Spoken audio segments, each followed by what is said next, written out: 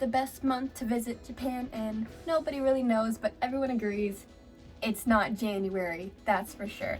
With that being said, there are pros and cons to every month, and there's unique things to do in each month. So I'll be talking about all the months and what you should do in each one. And we're gonna start, of course, with June. I know, not January at the beginning, because like I said, I'll get there, but January is it's just kind of starting out on a bummer a little bit. So it's summer right now, I'm in the summer mood. Let's talk about June. June is the true kickoff of the summer season. It's also the start of rainy season. Basically, the entire month of June is considered rainy season in Japan, which, as the name suggests, kind of means, you know, you flip a coin, heads, it's raining, tails, it's probably also raining because it rains most days in rainy season, but that's okay. Just grab your umbrella. These little white umbrellas you see here, they're everywhere in Japan. Every person has them. Japanese people break out these umbrellas for anything. Even if the sky is slightly like gray, they will pop out these umbrellas. And even on the couple clear days we have something in Japan called higasa, which is literally sun umbrella. They'll probably still be using umbrellas. If you don't mind rain too much and you don't mind some indoor activities, June is great. And in Tokyo too, there's a lot of really cool indoor things to do as well that you can always plan. So a couple of the rainy days, you can stick these indoor activities in. Some of my recommendations are the Borderless Team Labs Planets. This is in Odaiba. It's a really, really cool digital art museum. You've probably seen it on the travel forums. Animal cafes are super popular. You have dog and cat cafes, all the common ones, and then you have a couple more exotic ones like the Otter Cafe. One of my personal recommendations is the Pig Cafe in Harajuku. They're little teacup pigs, and it's adorable. You just get to sit, and all these pigs like crawl up in your lap. Spodium, it's this massive onsen center. And I mean, it's not like a true onsen like they have up in the mountains, but it is this massive multi-floor complex with so many different baths, and they have like a manga cafe, a lot of relaxation centers, cafe, a couple of restaurants. It's a really, really cool place to go spend an entire day. And especially if you can't make it out to a traditional onsen, this is a great place to try out a bath in an onsen. You can just spend the whole day relaxing there. One thing to mention too, because like I said, it's not that hot yet at night, it can actually still get pretty chilly. This is that awkward in-between time where it's like, oh, what should I wear? Should I wear a jacket? You're too hot. Should I wear a tank top? You're too cold. There's really no winning here, but maybe in the night, pack a light jacket, potentially. For food, you have to try matcha. Matcha is the best in June in Japan. For those of you who don't know, matcha is a very popular, well, tea, green tea, but it can be used as a flavor for a lot of things. In my opinion, the best way I would describe the taste is that it kind of tastes like grass. That's an unpopular opinion for people who really like matcha. I'm not the biggest fan, but in June, in the summer, there's some really nice places to try, and it is very traditional. My recommendation would be Hokokuji Temple in Kamakura. This is an amazing bamboo forest temple where you sit and you have this beautiful view overlooking the bamboo, and then you get to try traditional matcha tea as well. Definitely worth trying, and it's a really different taste that we don't have. If you want to be a little more basic, you can't make it out to Kamakura, just go to Starbucks and order a matcha latte. Those are really popular and they're pretty tasty too. So matcha is the recommendation for food to try in June. A really cool perk of June too, and that not a lot of people talk about, is that it's Ajisai season or hydrangea season. Ajisai just means hydrangea in Japanese, and it is so cool. The whole city, suddenly all these plants that you thought were just basic like green plants bloom with these beautiful purple and pink flowers. I actually just did a video where I walked through the streets in Tokyo, and you can just kind of see they just pop up everywhere. Sakura season is like the most famous, obviously, but Ajisai season is seriously underrated. Although Ajisai usually just pop up in little bursts all over the city, like a plant here and a plant there. If you want to see a whole bunch of them at once, I think the best temple, it's also in Kamakura, so the same place as the bamboo temple before, is Meiji Getsuin Temple. It's absolutely stunning. It's this old-fashioned temple, and the whole thing is just covered in hydrangeas. I mean, it's beautiful all times of the year, but for 1 month in June, that's when this place really blooms. I went there last summer, and it's one of my favorite temples. Also, if you're really not a big fan of rain, but you do have to come to Japan in June for whatever reason, scheduling conflicts, natural disasters, your mom made you, a good idea might be to go to Hokkaido, the northernmost island in Japan. They don't have a rainy season, and the weather is absolutely beautiful, perfect, and mild. And during the summer, it's super underrated. They have beautiful flower fields, and they have a lot of different festivals mid-June too, so going to Hokkaido could be a really good idea in June. July is peak summer. It's hotter, but it's less rainy. It's more humid, but less rainy. Weird how that works, actually. Most of the traditional like summer activities you would think of happen in this month. You have all the different matsuri, you have the hanabi, the fireworks, all the traditional summer food, all the salarymen sweating in their business suits that they have to wear every day to work. It's a thing of beauty. The big not missed thing to do in July, of course, is also the Natsu Matsuri, or literally just summer festival. If you've ever seen an anime and you have everyone walking around in their kimonos with all the cute little tents and the stalls playing that game where they try to catch the goldfish in the paper cup, that's a Natsu Matsuri. They're really popular. They're super cute. You can wear a yukata, which is the summer version of a kimono. Going to these, you can rent them. You definitely need to check them out. They're everywhere. There's a bunch of them. There's small local ones. There's big like national ones as well, but this is definitely something to do in July. My food recommendation for July might be a little unusual. You probably expect something like ice cream or watermelon, and you know, some would argue that this is similar. Others probably wouldn't, but it is unagi, or eel, which is a really delicious grilled piece of eel, and it has a nice soy like marinade over it. It's delicious. It's actually kind of more of a luxury food in Japan, and it is a little heavy, so it might be unusual why you might be wondering, oh, why is July the best time to eat this? And that actually goes back to the Edo period. Back in the Edo period, the tradition of eating unagi in summer started because it was kind of a commonly held belief that if you eat a food that starts with u, or kind of you, that would help you get relief from the humidity and the heat, and it would give you more energy in the summer. So because of that old folklore, there's actually a day in July, which is basically Unagi Day, where everyone kind of goes and eats eel during this day. So try that out if you're in Japan on July 21st, I think it is this year. It's Unagi Day, so try some unagi. It's popular in the summer everywhere though, so not just that one day. And if a quaint little festival is not your speed, this is also the month for Fuji Rock, the biggest outdoor music festival in Japan. Japan loves their outdoor music festivals. They're wild, they're fun, they're energetic. It's very different from Japanese concerts, which actually a Japanese concert has a tradition and a culture of actually being a lot more reserved as audience members. So the outdoor festivals, I think, is where people really come out and enjoy music and have a loud, great time. And these festivals are super popular, super fun. If you're here and that's kind of your vibe, check out Fuji Rock. August, the month where the entire city of Tokyo turns into a sauna. I mean, you know, if you had to wear your clothes in a sauna. And there's also 100 million people in the sauna with you. And a bunch of those people were salarymen, also in the sauna in their business uniforms and stuff. Yeah.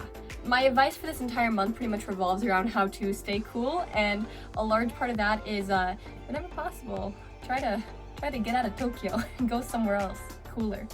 So like I said before, if you can, get out of Tokyo as much as possible. Some of the best places to visit are Kyoto. During the summer, they have amazing river dining, both in the city and up on a mountain called Kibune. Summer is the only time of year you can experience this river dining. You also have Hokkaido, which if you really want to escape the heat is probably your best bet. The temperatures there are way more mild. They also have amazing lavender fields in August as well. And of course, Okinawa, which is basically Japan's version of Hawaii, essentially. I don't think it's as nice as Hawaii, not that I'm biased or anything, but it's the tropical beach island that's south of Japan. It's really popular in the summer. You can go swim to the beach. I guess it's hot there too, but you really embrace the heat because you're at a beach. It's what you kind of expect. At least you're not in a massive mega city.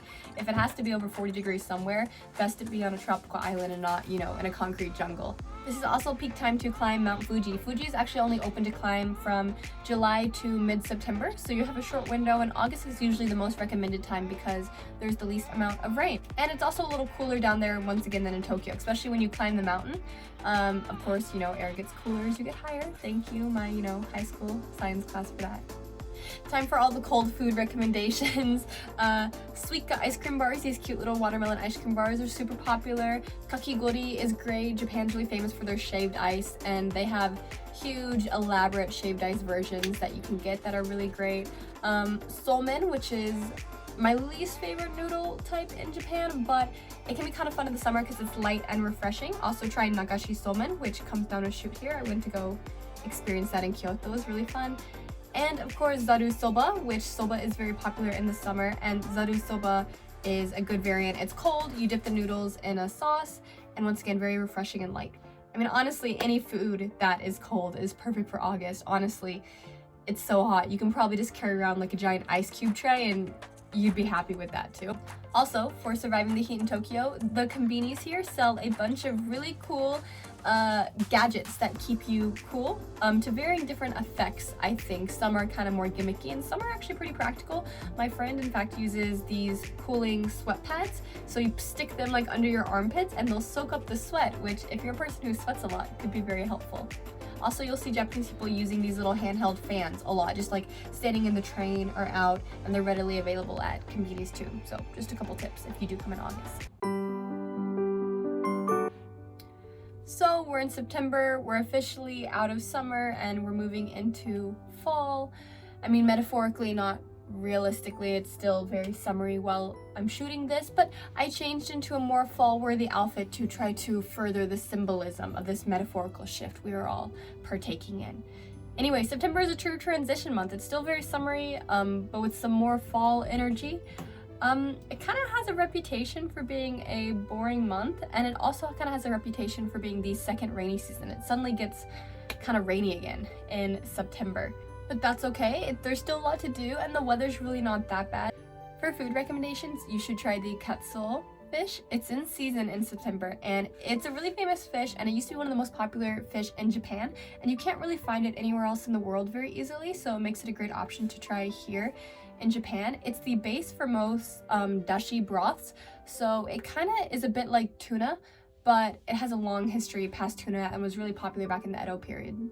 Also, melon and cherries are in season in September. Delicious, you should try them. Pick them up at the local store, or if you don't want to go to a supermarket in Japan, just walking the streets, I think you'll notice there's constant little food and vegetable and fruit shops along the way, so you can just pop in and pick them up pretty easily. Also in September, there is in Hibiya Park a Wagyu beef festival. So for 5 days in the park, there's all these Wagyu beef stands and you can go around and try them. So if you can't really, splurge and do the fancy A5 Wagyu restaurant, this is a really great festival for you to check out in Hibiya Park. And it's only in September for 5 days. There's also a couple flowers that only bloom in September. One of them is the Higana Bana flower, and this is in Saitama, which is right next to Tokyo, and it's this giant field. It's absolutely stunning, so if you're in Tokyo and want to check that out. Another one is the Cosmo flower right by Mount Fuji. So if you want to climb Mount Fuji in September, you can also check out the Cosmo flower fields. So it's kind of like a 2-for-1. If you want to go climb Mount Fuji, you can also see the beautiful Cosmo flowers that bloom only in September around Mount Fuji.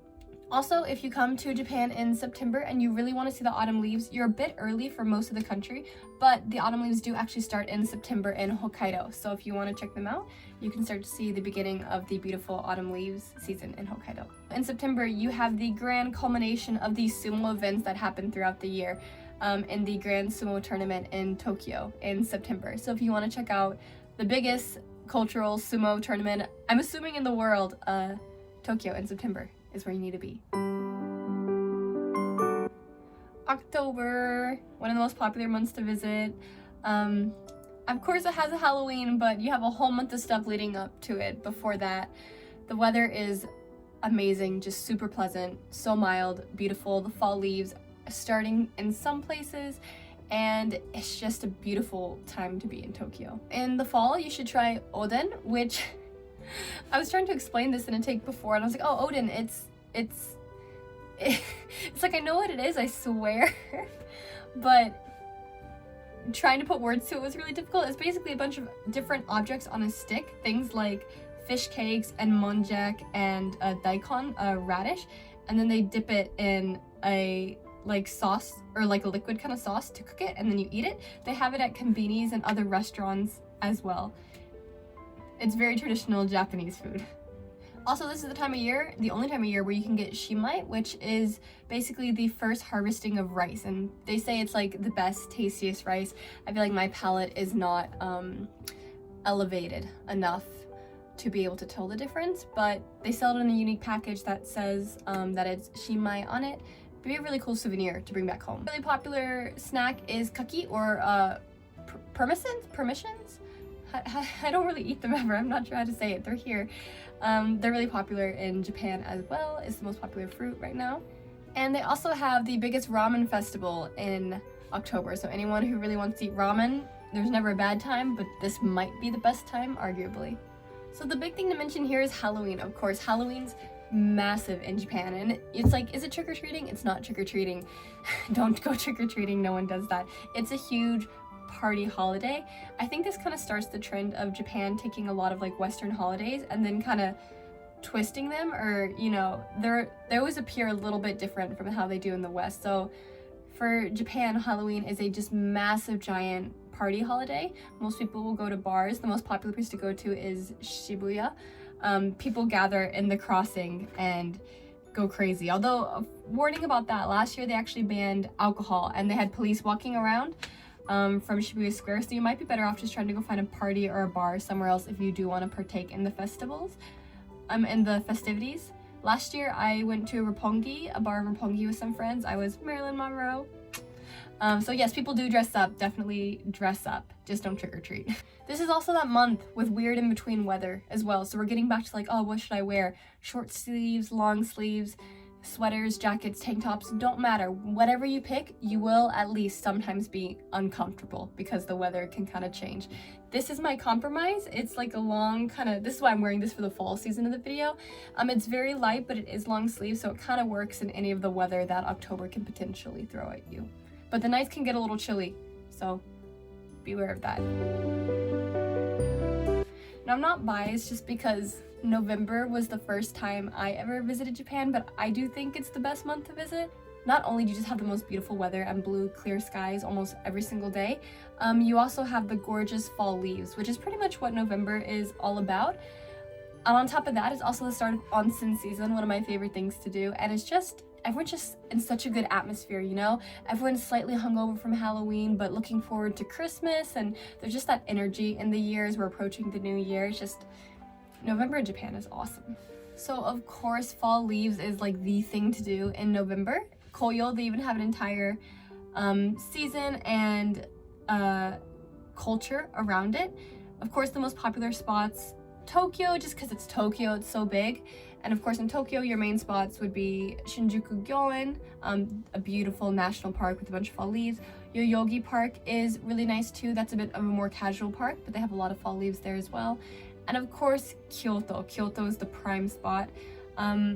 It's the prime spot for a reason, but keep in mind it will be incredibly busy, especially all the most famous shrines, which of course are Kiyomizurera Temple, Fushimi Inari. These are gorgeous, but they're also going to be really packed, especially shout out to Kiyomizurera, which is literally jam-packed with people. So if you really want to go see the fall leaves at Kiyomizurera, either you need to wake up very early or just have an understanding of kind of like what you should expect. My tip for Kyoto is actually, if you want to go to Kyoto for fall leaves, look up some of the much lesser known temples and go to those temples instead of just all the highlights. But fall leaves is absolutely worth it. For food, rounding off kind of the foods that are known to be fall foods in Japan, you have kuri, which is chestnuts are amazing here. Also all the kinds of mushroom, you should have as many mushrooms as you can. And also yakimo, which is the Japanese like fried sweet potato. Yaki just means fried. And those are really popular to eat as a snack around as well. And you can buy them in the conveni, supermarkets, pretty much anywhere will sell the yakimo. November is also the official start of onsen season. So all the onsen places are poppin'. Onsen places usually are open during the summer, but you know, it's kind of like doing a hot tub in the summer. It's not nearly as appealing. And some onsen places are seasonal, so they'll all kind of be open here and you can really start enjoying nice onsen, outdoor onsen in particular, which is my favorite in the cooler months here. December, the kickoff of the winter season, and also of course the month that has Christmas, which we will talk about later because obviously Christmas is kind of like the big thing to do in December.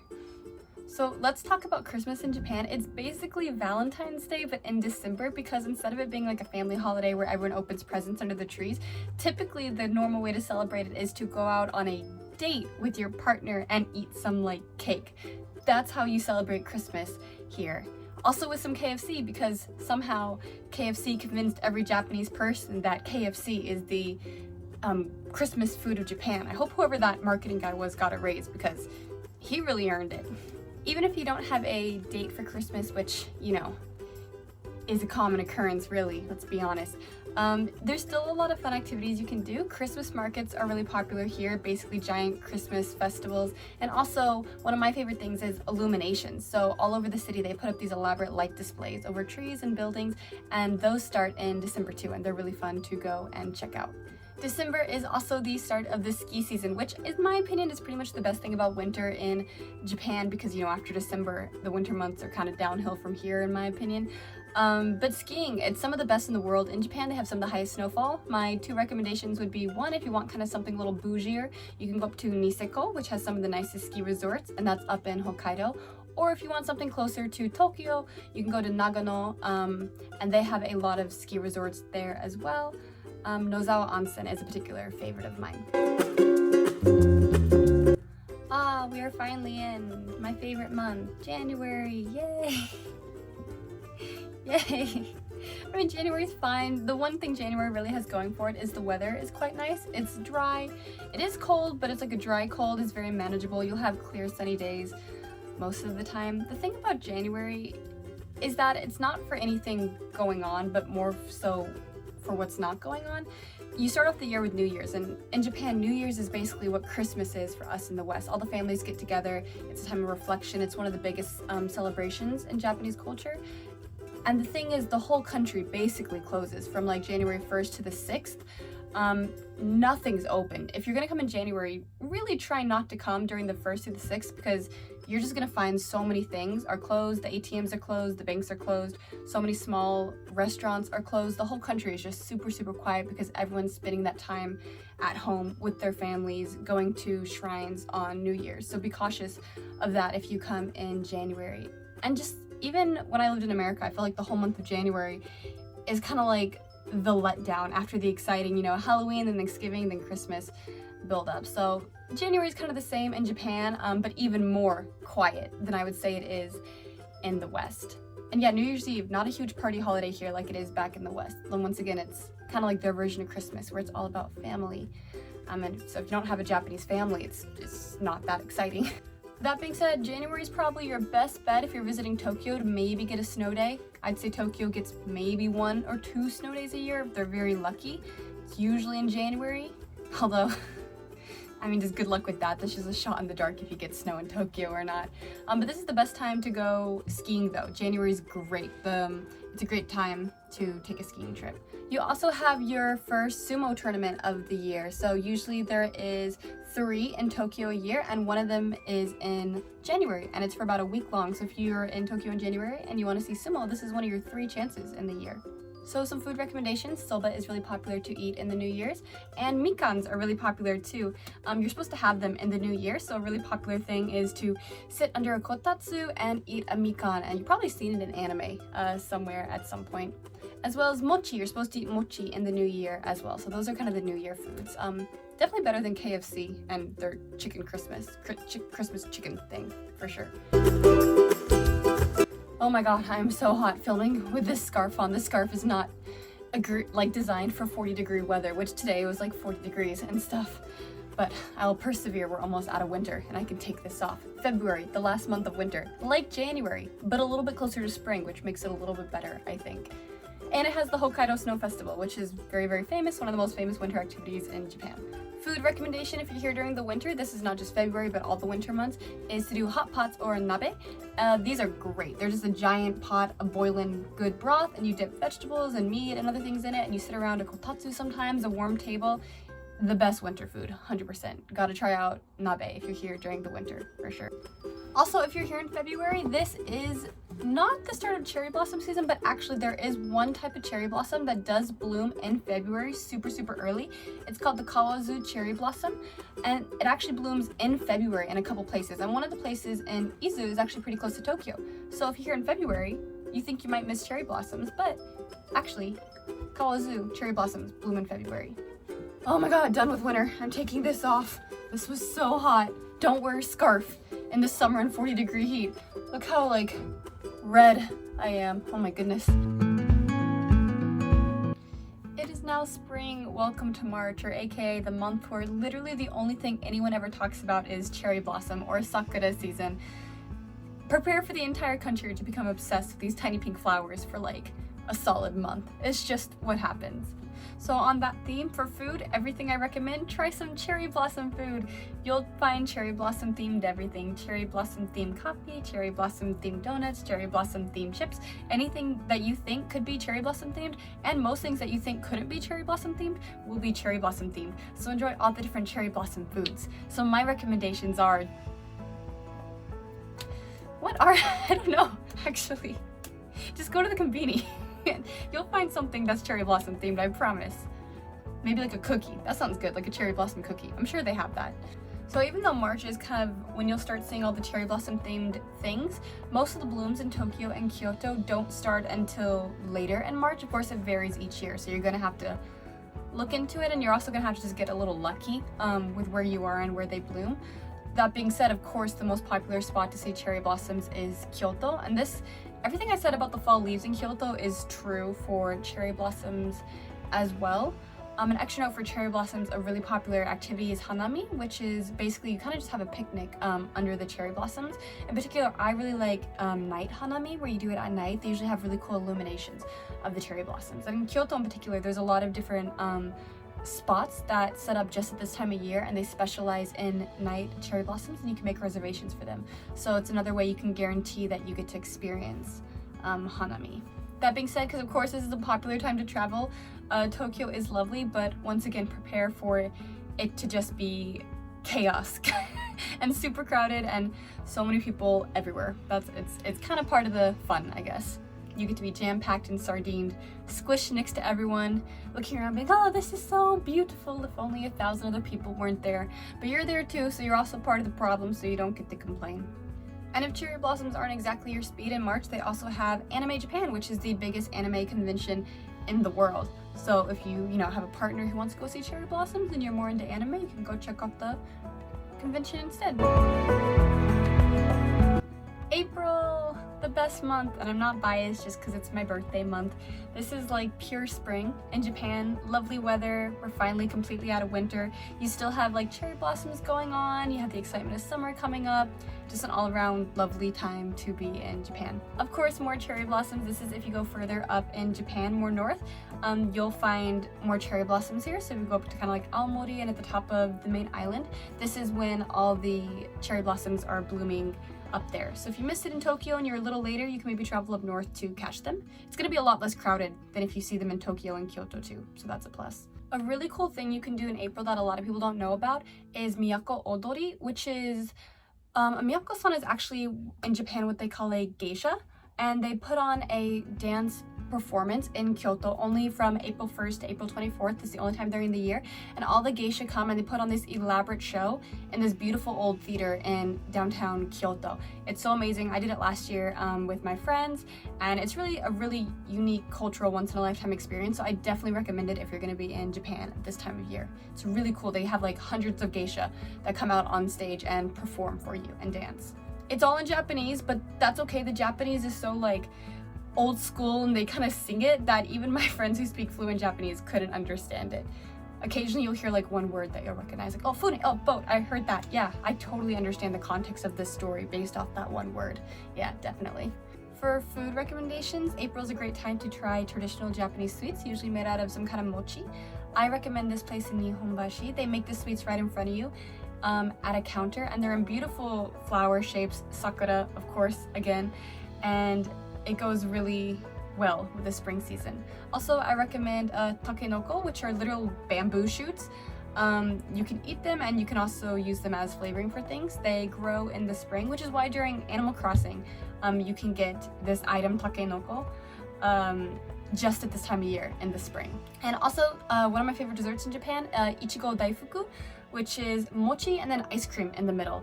It's really good. Ichigo means strawberry, so it's strawberry flavored, but they have a lot of different varieties of it as well. One quick note to be wary of in April is that at the very end of April, the very last week, it's the start of Golden Week. Do not travel to Japan during this week. I'll talk more about it in May, but something to be wary of. Golden Week starts at the end of April, most years. May, the end of spring, it's getting warmer. The weather's still lovely. You have a lot of like in-between days. The weather can be very hit or miss sometimes, but overall it was still a really nice time to visit Japan. But as I said before, beware of Golden Week. It's usually the first week in May. It's about a week long, and it's just basically a series of random holidays. Japan always has a bunch of just random one-day holidays thrown throughout the year, and in May there's a collection of 3 or 4 of them in one week, and they call it Golden Week. So basically every Japanese person and their mother, like literally they usually go with their families, take off and go on vacation. So all the tourist spots are not just super crowded with the normal tourists, but with Japanese tourists too. There's really no benefit for you as a tourist to come to Japan during this week. Like, all the prices are sky high, you have to book everything way in advance. If at all possible, avoid this 1 week in Japan.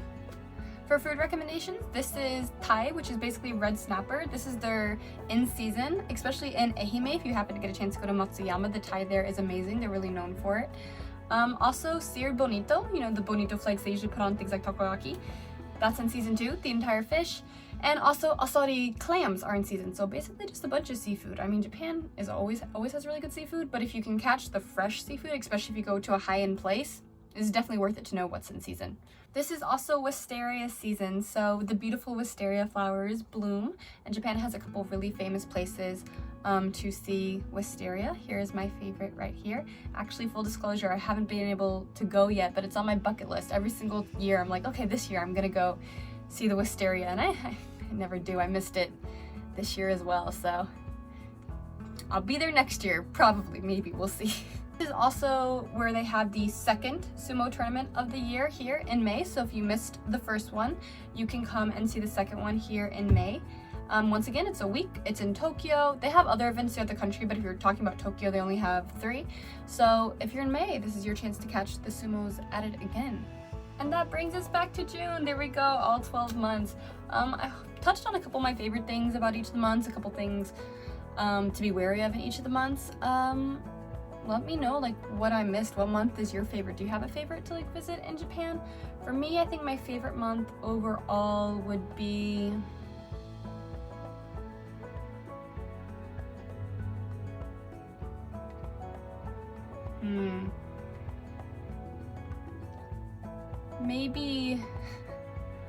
maybe July, because it's summer and I love summer. But then again, April's my birthday and the weather's a lot nicer. Although the weather's pretty good in July if you like walking around in the sauna, drenched in sweat all day, which is kind of fun. So I enjoyed that. But also November and October are great too, so maybe those are also tied for my favorite month. It's definitely not January. That's probably the only thing I can say for certain. My favorite month is it's not January. Props to you though if it is. It's great. Okay, I'm done rambling.